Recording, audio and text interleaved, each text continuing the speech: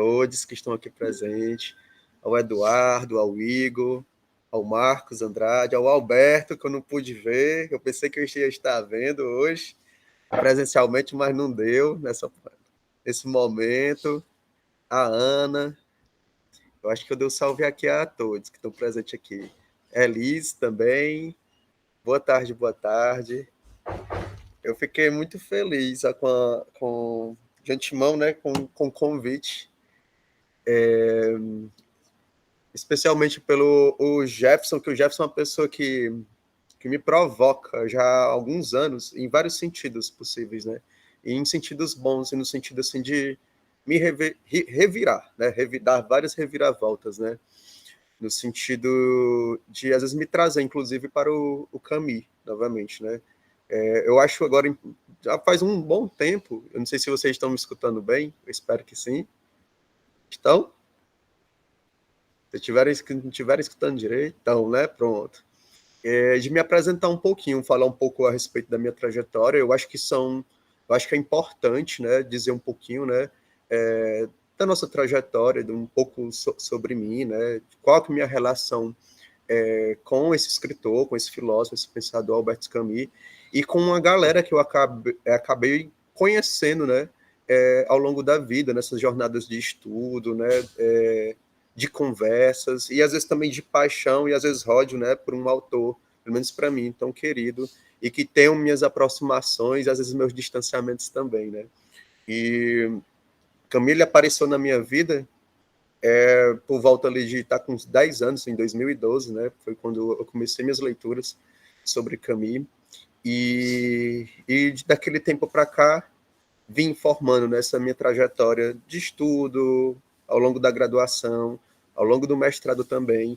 E o Jefferson, que está aqui pertinho do lado, é essa figura que é uma figura, para mim, ímpar, porque me provocou já diversas vezes a voltar a esse autor, que é um autor que, de alguma forma, sempre está presente em mim, pela minha proximidade com o mar, pela minha proximidade com as lutas, as existências, em pensar o absurdo, em sentir também.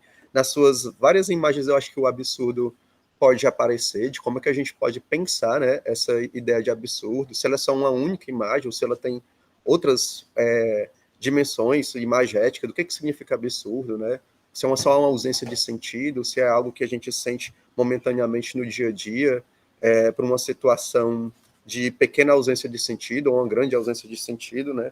E aí, falando um pouquinho sobre mim, eu decidi, né, assim que ele lançou esse convite, de tentar fazer uma fala, hoje, no dia de hoje, né, pensando o Camus dentro do horizonte, né, educacional. E aí, né, tem essa referência ao Paulo Freire também, e a figura do mito de Prometeu, também como base, como apoio para pensar um esperançar. E o que seria esse esperançar? Né? O que seria essa imagem? E eu gosto de falar da ideia de imagem, porque quando eu paro para pensar o Camus, seja ele lá no mito de Sísifo, quando ele fala sobre a questão da imagem, seja, por exemplo, quando ele lá na inteligência, nos textos, que são uma série de textos reunidos na inteligência Cadafalso, quando ele vai refletir sobre as reflexões máximas,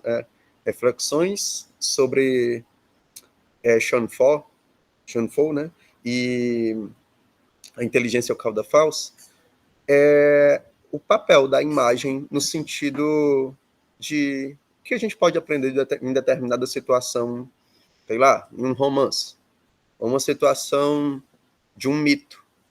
E eu, quando penso Camus, eu penso no Camus como um gerador de mitos, um formador de mitos. E aí, quando a gente pensa em alguém que também está elaborando mitos, no sentido de criar uma obra como, sei lá, O Estrangeiro, e aí você consegue, através de uma obra dessa literária, criar uma série de imagens possíveis para a gente pensar ou a indiferença, ou o absurdo, uma revolta contra, sei lá, um padre.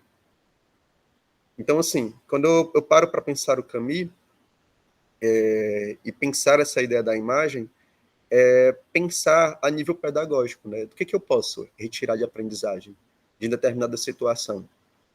O que Prometeu pode ensinar? E aí já voltando para a questão do tema, né? O tema da fala de hoje.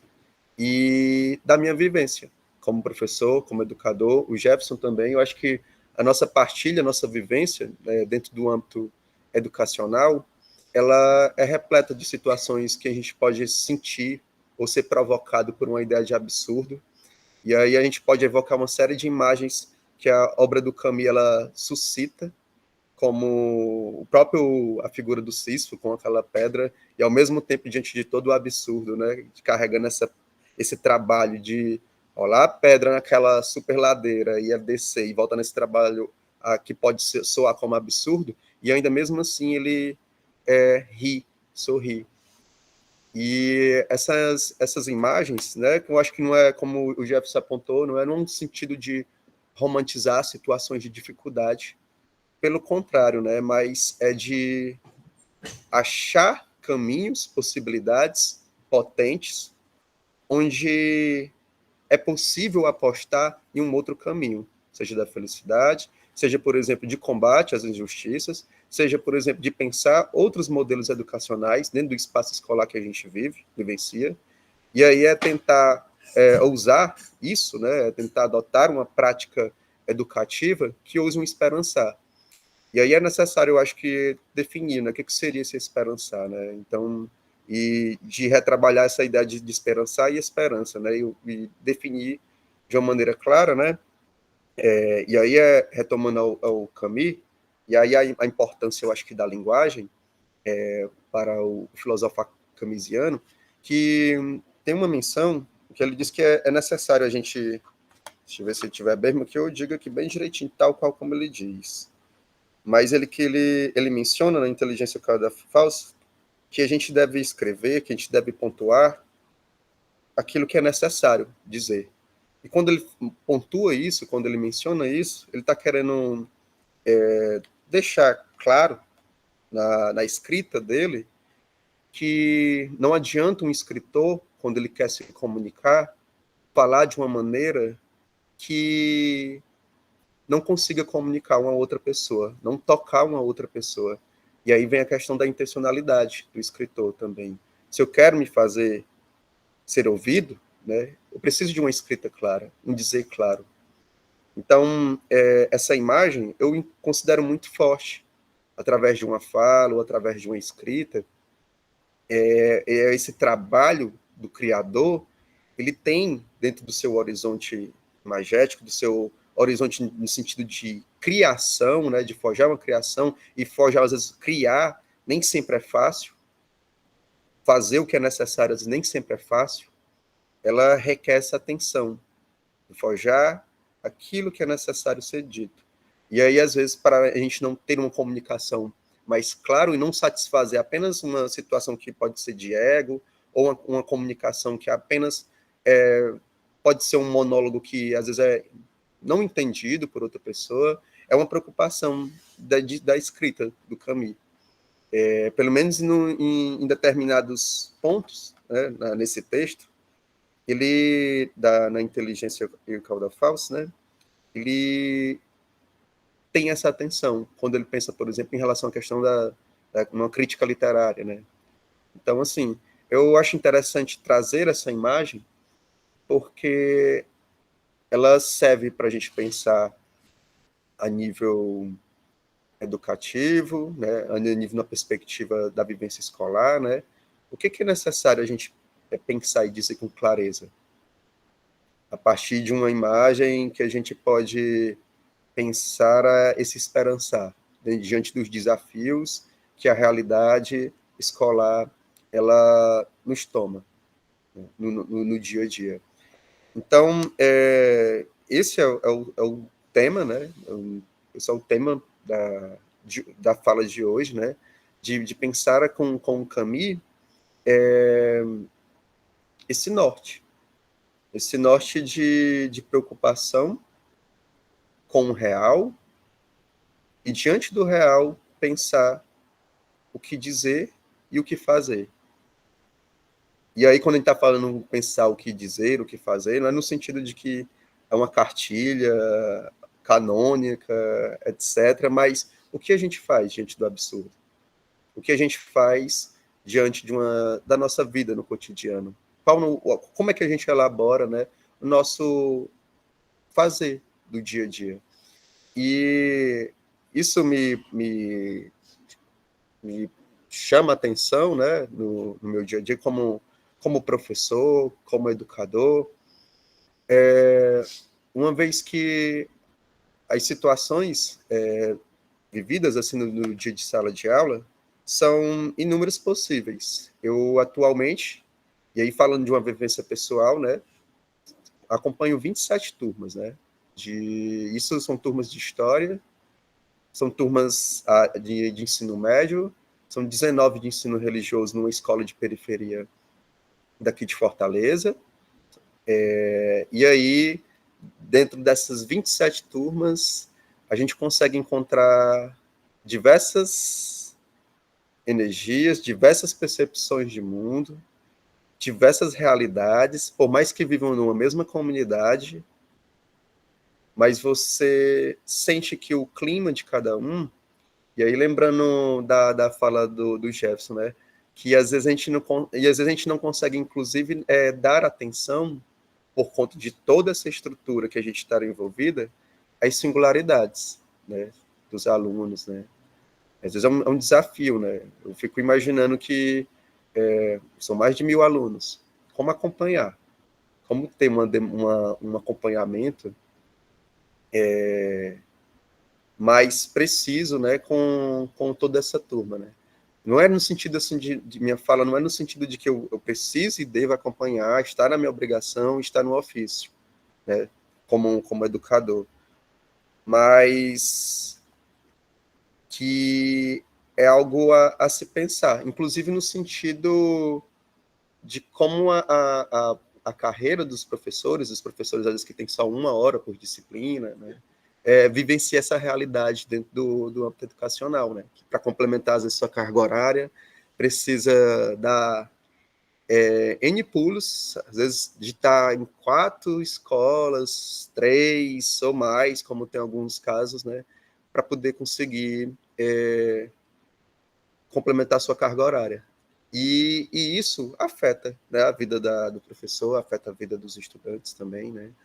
E como é que a gente gera um esperançar diante disso? E aí, a definição, eu acho que assim, pensar uma imagem para o esperançar, a partir de uma imagem de Prometeu,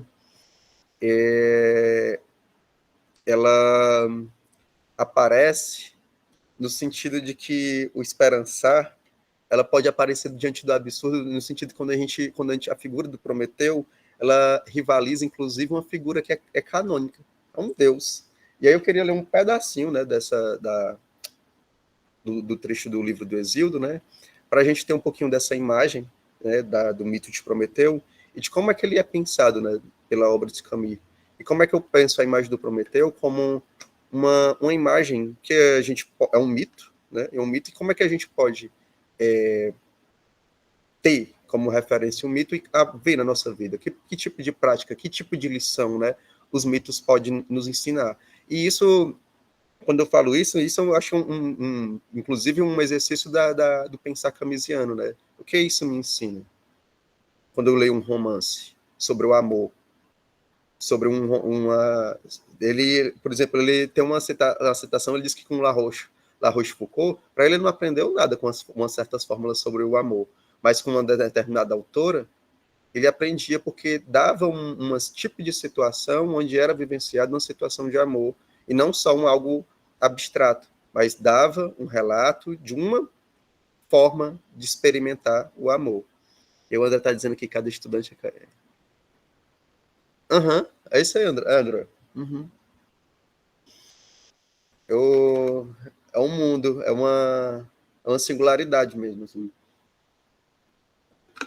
E aí, eu não sei se todos conhecem um pouco da história do filho de Japeto, no caso, Prometeu, o Titã. E ele, em determinado... Ele pelos mitos, né? Ele é um dos que formam os homens, né? Inclusive fazendo uma analogia com o mito da criação cristã, em relação aos seres humanos, também tem uma origem em relação ao barro, dessa forma, né? E aí, na mitologia, é todo um processo de como os homens começam a ganhar habilidades. E aí tem a imagem também da deusa da sabedoria, Atena, também dando mais habilidades aos seres humanos. E existe um fogo, o fogo infatigável que fica próximo a Zeus. E Prometeu, ele rouba, ele furta esse fogo para dar aos homens. E aí é onde desperta, né, essa raiva dessa divindade. E quando Prometeu, ele, por mais que ele saiba quem é Zeus, ele tem essa atitude que chega próximo aos seres humanos, que toma parte aos seres humanos, independente do que os seres humanos vão fazer com esse fogo, que representa a inteligência. Essa inteligência que é dada aos seres humanos, ela é furtada por Prometeu, é dada aos homens, e aí é uma outra questão, né? O que fazer com o conhecimento? Já que agora temos posse ao conhecimento, o que eu faço com isso? Ele é útil? Como eu utilizo disso, né? E aí é uma questão também que vai impactar na atitude ou na vida dessa pessoa, né? E aí vira uma imagem. E eu estou contando isso porque quando a gente numa disciplina de ensino religioso, trabalhando sobre mitos, e aí mitos é um assunto que normalmente, comumente, empolga. Empolga bastante a galera, porque mexe com o fantástico, mexe com outras realidades, outras possibilidades. E aí eu tenho como referência o Junito Brandão, como professor das letras clássicas, né, que ele vai trazendo essa ideia do mito, né, e no mito não como fábula, não como mentira, né, e a gente perceber como uma narração, como palavra, como uma explicação primordial para determinados fatos, como a criação dos seres humanos, a criação dos deuses, a criação do universo, e a gente perceber isso, né, de que estamos contando aqui, quando a gente está em sala de aula, estamos contando narrativas de um povo, né? Aquilo que foi vivenciado, que foi transmitido, ora, por vez oralmente, né, pelas tradições, pelas gerações, outros momentos através da escrita, né, como tem registrado nas obras de Hesíodo, como tem registrados na obra de Homero, e isso, né, para falar de Grécia, né, dos mitos gregos, né, e aí a gente consegue, através, por exemplo, de um mito como esse, relacionar com o nosso espaço escolar, onde a gente tem uma série de disciplinas, e o que a gente faz com a escola pública ou a escola particular, que a gente está vivenciando todo dia, de segunda a sexta-feira, às vezes aos sábados, nela. Esse espaço, a gente cuida, a gente zela. O que a gente faz com os professores? A gente aliado deles, não somos aliado deles. O que os professores fazem com os alunos, a gestão, a direção? Como é que a comunidade escolar se pensa para trabalhar os seus mitos, suas narrativas nesse sentido? E aí a gente, às vezes, pelo menos assim, por vezes, a gente consegue criar uma dinâmica de trazer essa ideia, essa imagem, né, do mito, né, o mito de Prometeu, por exemplo, ou outros mitos, e aí quando a gente relaciona para a contemporaneidade, né, o que a gente pode considerar como outros mitos, e aí, sei lá, Harry Potter, sei lá, vamos pensar as séries, né, que mexem com as pessoas, a gente consegue pensar uma outra dinâmica do nosso dia a dia, e faz sentido. O campo ficcional, de uma novela ou de uma série, impacta na vida. A gente chora, ri, a gente se aproxima, a gente cria encontros para debater aquilo, a gente brinca e sente, às vezes, raiva num jogo de um RPG, como a gente faz, por exemplo, dentro de sala de aula. E a gente está brincando, né, aqui, né, brincando, né, mas e aprendendo e compartilhando. O André colocou aqui que ilumina a razão, aquece o coração e faz um churrasquinho. Aham. Ah, é? Aham.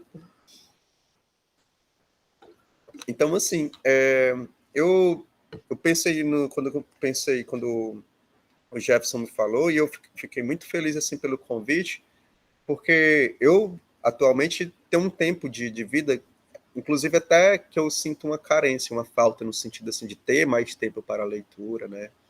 De ter mais tempo para vivenciar pensar outras perspectivas, né? E fico feliz, inclusive, por esse convite, né? De convidar um professor da rede básica. Geralmente a gente encontra nos eventos, né, de professores das universidades. Eu acho que isso vem no sentido de a gente bora mudar essa narrativa também, né? São professores que estão ali dentro da rede básica de ensino, são professores pesquisadores, são professores que têm sua experiência em sala de aula, que vivenciam diretamente com a realidade de alunos e alunas que têm vivências diversas, que pensam metodologias ali que às vezes tem que ser inventadas na hora, que uma turma não dá certo, você inventa outra coisa, vamos ver o que dá certo.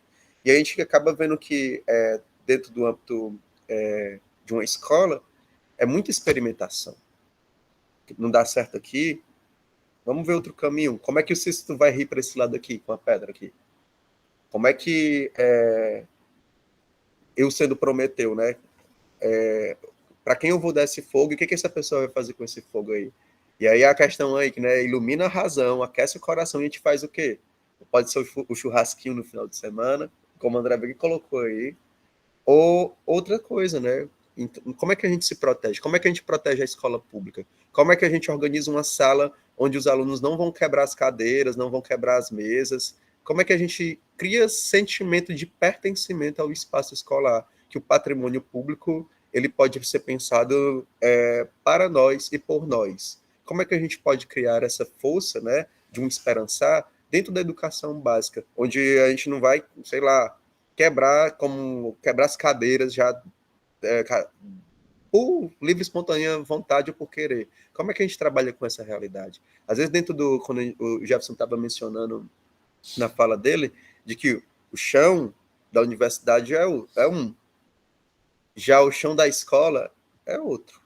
E às vezes muito diverso. E aí como a gente consegue conciliar o que é aprendido, né, dentro da universidade para o chão da escola, e a gente vê que, às vezes, há uma dissonância gritante. Né? Há uma dissonância gritante, e aí como é que a gente consegue apostar no nosso, inclusive no nosso ofício profissional.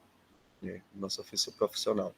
E aí eu acho interessante esse termo da aposta, porque a aposta, essa palavra aparece no mito de Sísifo, aparece em outros momentos, né, na obra do Camus, inclusive no prefácio, se não me falha a memória, do Avesso Direito.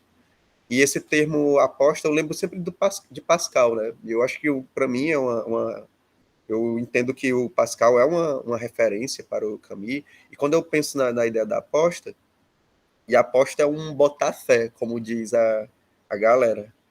Isso no âmbito da rede básica. E botar fé é você se direcionar a algo. E você se entrega. Não é que esse se entregar ele esteja ausente de reflexão ou de tensão, mas você aposta. Eu acho que apostar é você dar, inclusive, voz à sua ação, à sua atividade. No momento que você encarna esse procedimento de apostar. E aí, quando você aposta pela felicidade, quando você aposta em perpetuar um sentimento de revolta, que às vezes é necessário, né? E aí, é necessário, sei lá, diante de situações injustas, como cultivar a revolta? Como cultivar o absurdo como um procedimento de tensão, para a gente lembrar que, tal hora, as coisas não podem fazer sentido mesmo. E aí? Então, quando eu penso o Camus, e aí pensando nessa série de imagens que o Camus me provoca, e aí eu estou fazendo uma fala mais no sentido de apontamentos, eu acho que direcionamentos, assim, de percepções minhas, assim, de um leitor do Camus, do que uma leitura mais exegética, assim, da coisa, né? No sentido, às vezes nem gosto muito desse termo, mas no sentido de um acompanhamento, mais de explicar, né, o autor, mais de meio que salteando. E salteando rondando, né, nesse termo de apostar. O André colocou aí, apostar é esperançar. É esperançar em quê, né? O que a gente esperança, né? Eu, como educador, trabalhando como educador atualmente, busco esperançar na educação pública, que são os locais onde eu trabalho. E eu tento fazer muita questão ainda de continuar trabalhando na educação pública, por mais que esteja com muitos desafios, tenho muitos desafios, e ainda mais para quem é professor temporário.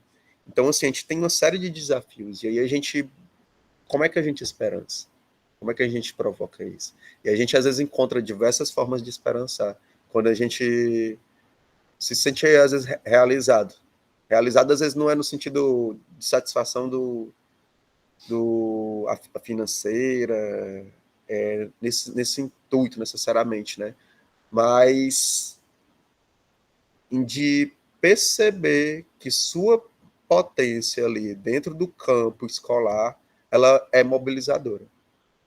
E às vezes não é mobilizadora para todos que estão ali presentes, mas ela é provocadora de mudança. E às vezes você tem esse retorno no sentido da fala, por parte de estudantes, por parte de profissionais, e estar nesse espaço escolar, e eu acho que conseguir propiciar essas condições é importante. E eu acho que quando a gente está falando, quando a gente pensa, né, e aí voltando para a ideia do mito, né, e o mito ele é contado, ele é falado para as pessoas. O mito é palavra, né? E aí a gente, quando a gente constrói narrativas, a gente pode, dentro de um eixo da comunidade escolar, criar as nossas narrativas. E que tipo de narrativa a gente consegue elaborar? Que tipo de narrativa a gente consegue cultivar? E aí a questão do cultivo ela é muito importante, né? O que a gente está querendo cultivar dentro de uma escola, dentro da nossa vida, no cotidiano, dentro, sei lá, da maneira como eu trato as pessoas no dia a dia, numa bodega, nas esquinas, com as pessoas da minha comunidade, onde eu moro, minha relação com a natureza.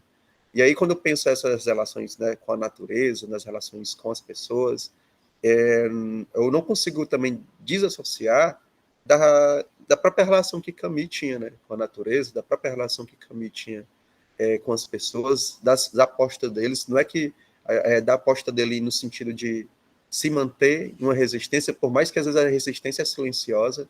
Eu acho que a resistência de profissionais, seja na saúde, mas pensando a nível educacional, muitas vezes é ali também no silêncio, do dia a dia, né? Com a responsabilidade. E isso marca. E eu acho que criar esses mitos, né, de alguma forma também, que é elaborar certos mitos, né, e mitos no sentido não só para si, mas como você às vezes elabora na sua comunidade, o que pode ser sacralizado para você, fazer sentido. E aí eu acho que, lembrando do Camus, né, por mais que a gente vive numa situação de um mundo que é absurdo, o ser humano é essa criatura capaz de reclamar sentido para a vida, reclamar sentido para a existência. Então, que tipo de sentido a gente produz? Que tipo de cultivo a gente elabora, né? Essa noção de ética, que tipo de ética a gente está construindo, que tipo de responsabilidade a gente está construindo, que tipo de amor a gente está construindo, né?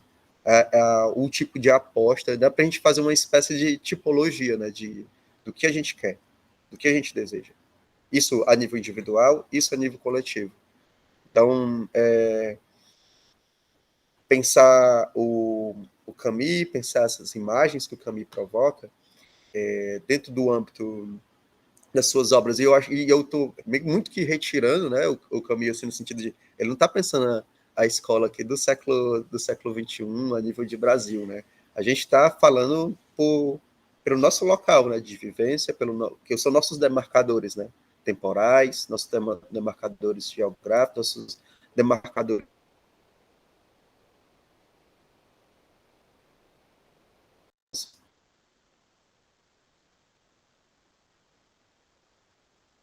paralelos, né?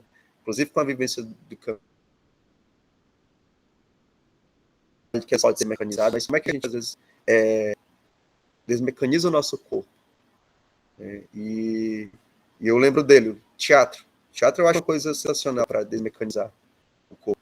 Às vezes a gente vem numa loja, eu, dentro do dia a dia, às vezes me percebo como um professor que eu tô sentindo que eu tô nesse momento mecanizado, que às vezes quando eu sinto isso, eu viro a volta, repensar as práticas. O que eu quero cultivar? Quero continuar nisso ou seguir outros caminhos? Como é que eu vou lançar aqui? Que tipo de conduta eu vou ter? O que eu posso aprender com minha prática dessa forma, né? Que tipo de retorno eu estou tendo com os alunos, com os professores, com a gestão escolar, agindo dessa maneira. E aí eu acho que essa tarefa de reflexão é constante, e acho que é um demarcador da obra do Camus, que é essa tensão, é uma tensão que é sempre provocadora, e eu acho que suscita movimento. A ideia da reflexão, ela sendo presente. Não é que ela é uma reflexão no sentido de que ela só vai questionar e não agir, né? No sentido de ficar só ter uma dúvida tão refinada nas coisas que você não tem uma ação, não tem atitudes propositivas, não tem essa postura de ação. Porque tal hora, né, essa questão do duvidar, às vezes por duvidar, né, pode ganhar uma dimensão de uma especulação que numa situação do dia você não aposta. E aí? Diante de uma situação onde você está sentindo ali que é uma injustiça e tal, você vai agir ou não? Você vai ficar duvidando, você vai adotar sempre uma postura cética, ou então no sentido de adotar uma postura no sentido perspectivista e agir naquilo ali, e às vezes refletir depois. E aí eu lembro, tem uma citação do Camilo que ele diz que é primeiro viver, depois testemunhar. E a gente pode pensar no sentido assim, às vezes a gente vivencia, testemunha e reflete, e balanceia a coisa. E aí é balancear no sentido de foi feito. Será que foi injusto? Será que eu fui justo? E a gente pode pensar, né, onde é que nascem essas noções de justiça e injustiças? São criadas, são elaboradas, e eu, toda vida, quando penso na noção de justiça, pelo menos em Camus, eu lembro lá no final do Homem Revoltado, que quando ele pensa, onde é que a gente situa a justiça, né? É num campo abstrato ou é aqui? Esse mundo no dia a dia? Então a gente consegue, pelo menos assim, eu consigo pensar que por mais que a gente sinta essa questão da justiça, da injustiça, né, é daqui, nesse corpo agora, presente, que sente, que sofre, que cala, silencia, que grita, que ama, que ali ele está sentindo algumas formas desse, por mais que a gente não esteja dizendo completamente o que é esse amor, o que é essa justiça, né, ali o corpo está sentindo. E aí como é que a gente para elaborar nossas dores, o que a gente sente de amor. E eu acho que é uma preocupação de Camus dar essa imagem para si também. E aí fazer essas sondagens, né? Essas imersões, né? Essas imersões que se pensa, né? E aí eu, pelo menos como educador, estando, né, atualmente como educador, procuro, por vez ou outra, né, fazer essas sondagens também. E aí traçar uma imagem, compor uma imagem, né? E aí, através de uma imagem, que a imagem não significa algo necessariamente fixo ali, né? Então, ali, que tipo de imagem eu estou compondo? E aí, essa composição, né, que de certa forma a gente pode pensar como o processo de criação, né, como um processo de composição, um processo que pode ser alterado, né? Ele não é um processo que é fixo, e aí a questão da atenção, da questão da dúvida, da aposta, que é uma aposta, quando a gente aposta numa coisa, não deu certo, uma outra, né? Uma outra, né? Não é um problema o não se questionar, né? Na verdade, é necessário se questionar. É necessário saber se eu estou me fazendo claro, se eu estou dizendo o que é para ser dito, né? Se eu tenho tendo compromisso, né? Compromisso, inclusive, com a vida, como o André colocou aqui, ó. E na minha cabeça, assim, de ponta a ponta, né? Por mais que a gente consiga encontrar os momentos de, eu acho que, de lassidão da alma, inclusive de uma maneira mais perversa na obra do Camus, né? Com pensamentos mais até mais perversos, né? Inclusive com a própria vida, né? O, há tantos outros exemplos assim de aposta, né? Aposta na vida, né? Do que vale a pena, né? A vida vale a pena ser vivida ou não, né? Que é a pergunta lá no mito de Sísifo, que é a grande questão da filosofia, tem essa imagem, né? Essa imagem que chega uma voadora, né? No caso assim com um chute imenso, né? Nas pessoas, de que o grande problema da filosofia é saber se a vida vale ou não a pena ser vivida, né? É a questão do suicídio, né? No sentido assim, por que as pessoas se matam, né? No sentido assim, a ausência de sentido. É porque pensou, refletiu e viu que a vida não teria sentido. E aí, para aí, o absurdo para aí, ou ele não tensiona mais ainda? Ele não provoca mais ainda? A gente não consegue reclamar um sentido para a vida, a gente não consegue tomar para si a responsabilidade, a gente criar o próprio sentido da vida. Isso não seria, por exemplo, trazer mais vida à própria vida, sentir isso, em que você é um criador também, ou um artista, né? Se a gente pensar pelo viés artístico também na obra do Camus, né?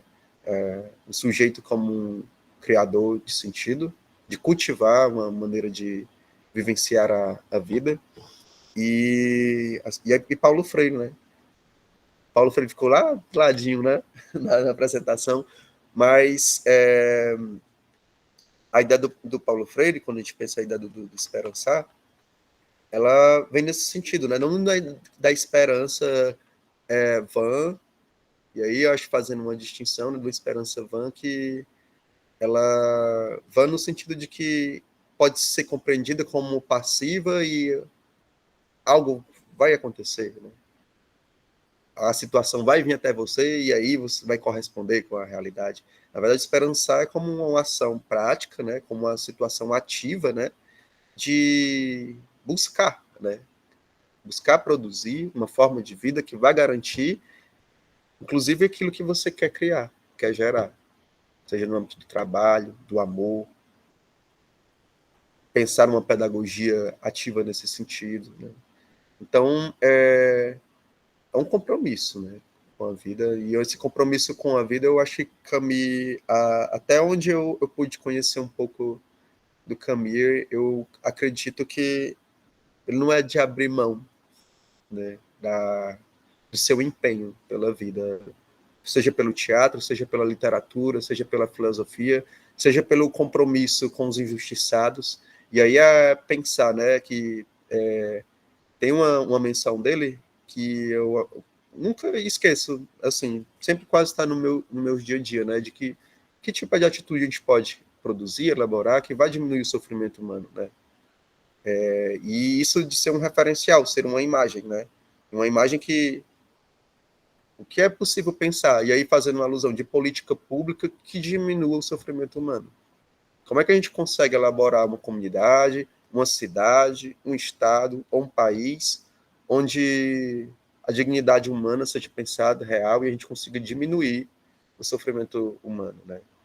E aí a gente pode pensar, inclusive essas imagens, né, que Camus provoca, e ali no Homem Revoltado é uma figura ficcional, né, que vai trabalhar com a ideia de revolta. E aí a gente vai pensar a revolta ali no sentido de que é justo ter revolta, né? É justo pensar o absurdo. Como é que a gente usa essas imagens no nosso dia a dia, do absurdo, da revolta? E eu, pelo menos, sou partidário de que a revolta é um sentimento que não deve ser esquecido, de forma nenhuma. E eu gostaria de ir pelos quase finalmente, lembrando de Abdias, que eu acho importante demais falar sobre ele, apesar de não estar no script, mas é um cara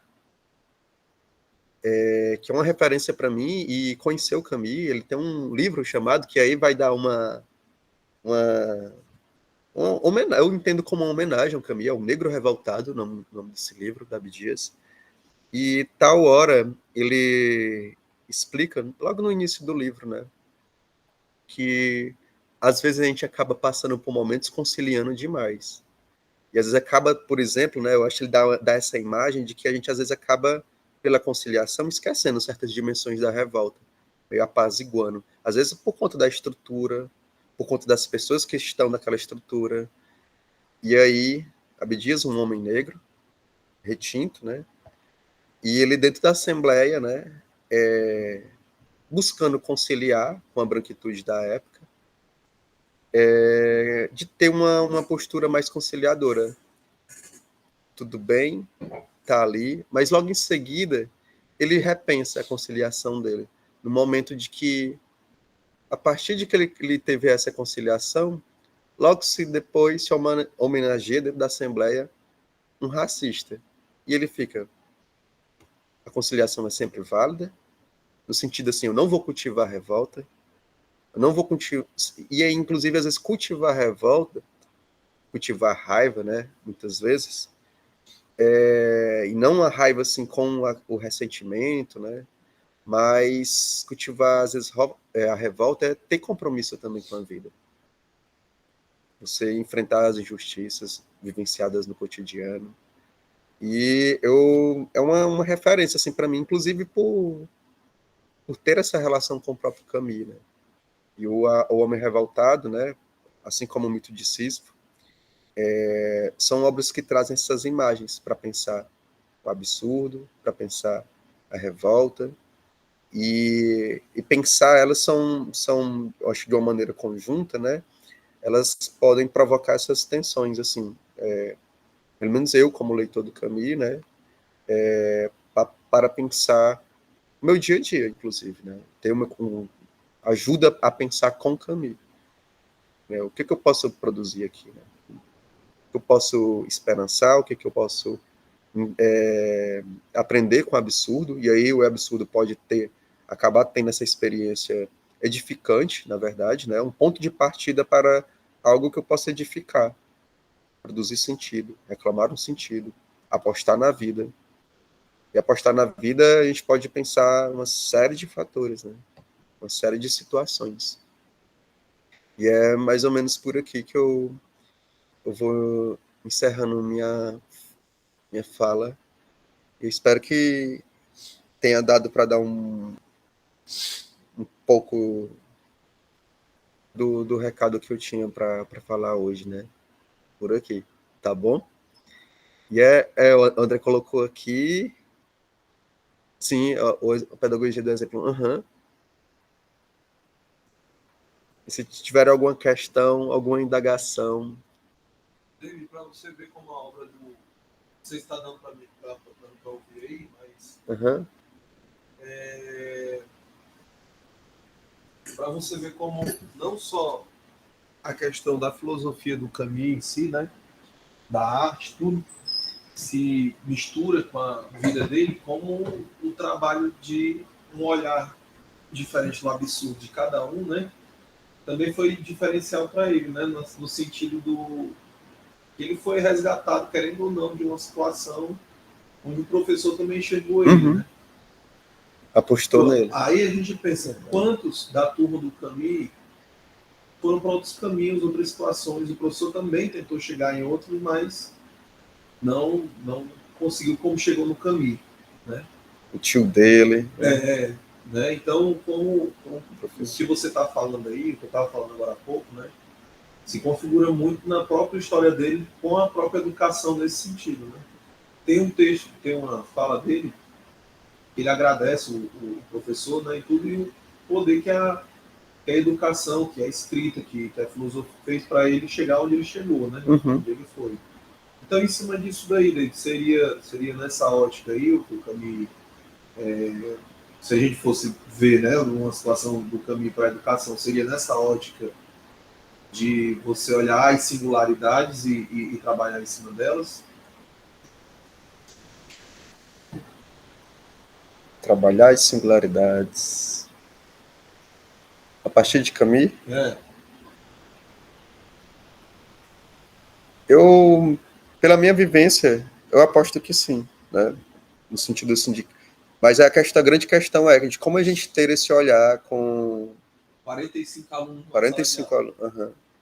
Então, assim, a gente acaba comprometendo isso, né? É muito difícil, né? Acompanhar dentro de um contexto onde você passa 50 minutos, né, com um determinado grupo, de repente está com mais outro grupo por 50 minutos, né, de conseguir acompanhar as falas de cada um, as demandas de cada um, né.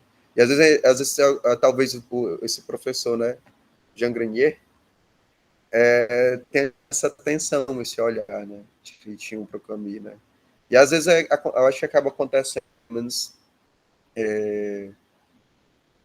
acho que comigo, né, essa situação de, às vezes, de um certo retorno, como já aconteceu, né, de, às vezes, um agradecimento, às vezes, sei lá, pelo um livro, pela uma dica, pela uma fala, né.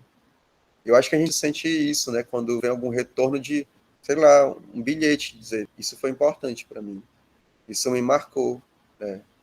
E, às vezes, até anos depois, né, eu lembrei agora de uma fala de uma amiga, que ela disse que algo só fez sentido para ela, e era por parte de um professor que sempre apostava nela, e ela só veio sentir isso, né, anos depois, de que esse professor toda a vida falava isso para mim.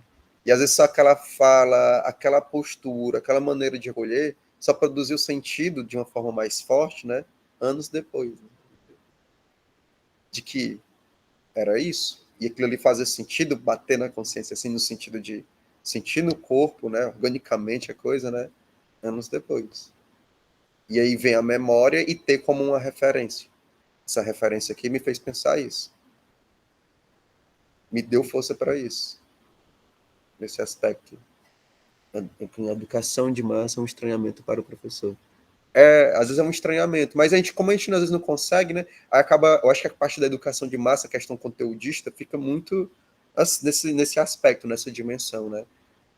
Mas às vezes se olhar atento, né? Às vezes a potência de cada aluno, às vezes vai num trabalho, às vezes que às vezes de um grupo menor, né? Às vezes acaba dando essa atenção, né? A singularidade do próprio aluno, assim como o professor também, né? Que às vezes é visto como algo mecanizado, como algo como que não tivesse vida social, né? Às vezes ainda de vez em quando ainda há de vez em quando não, né? Há às vezes essa reprodução dessa imagem, né? E são um tipo de imagens que a gente pode buscar forjar outras, né? Não dessa como o aluno que não quer nada. E às vezes você considera isso, adota isso como uma prática e não busca acessar. Ou então não busca acessar de outras formas. Só é aquela metodologia e pronto. Então, aquela metodologia para todo tipo de situação. Mas que esse tipo de situação é bom, não pode mudar, né?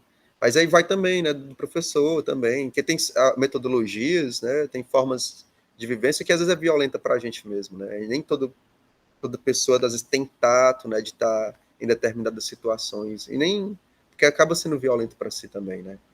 Então eu acho que a ideia é produzir menos violências, inclusive com a gente mesmo, né? Se tem espaços onde eu não consigo dar conta naquele momento, é preferível às vezes se afastar, né? Se resguardar.